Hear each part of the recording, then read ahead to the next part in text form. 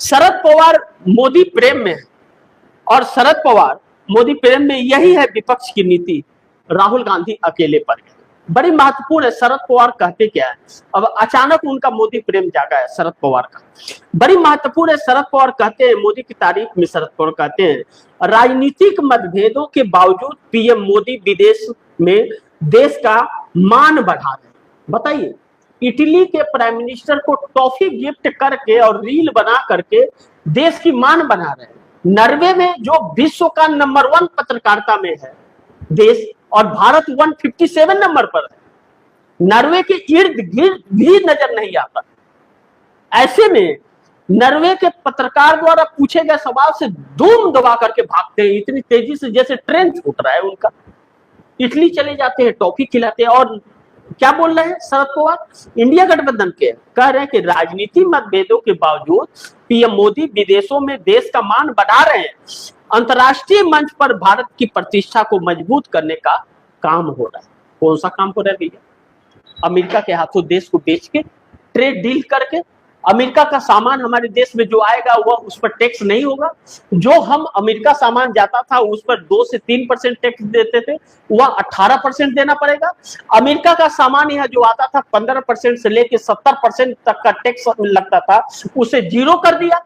इसके लिए देश में लोग भूखे मर रहे हैं। 81 करोड़ लोग 5 किलो फ्री अनाज पर टिके हुए हैं और आप टैक्स फ्री कर रहे हो।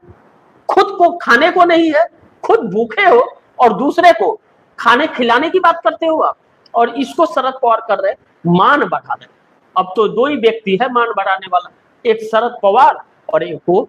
इसीलिए इंडिया गठबंधन में फूट डालो और राज करो, यही मोदी का मंत्र है। और शरद पवार जो कांग्रेस में विलय करने वाले थे, कांग्रेसी थे यार, कांग्रेस से निकल करके, लेकिन महाराष्ट्र के अंदर अपनी सरकार नहीं बना पाए, अपनी सरकार कभी भी नहीं बना पाए। और नीतीश कुमार भी बिहार में अपनी सरकार कभी नहीं बना पाए सिवाय गठबंधन के। इस कोटि के नेता है। ऐसे में देश का यह हाल नहीं होगा तो और क्या होगा। ऐसे में राहुल गांधी अब अकेले पड़े हुए हैं।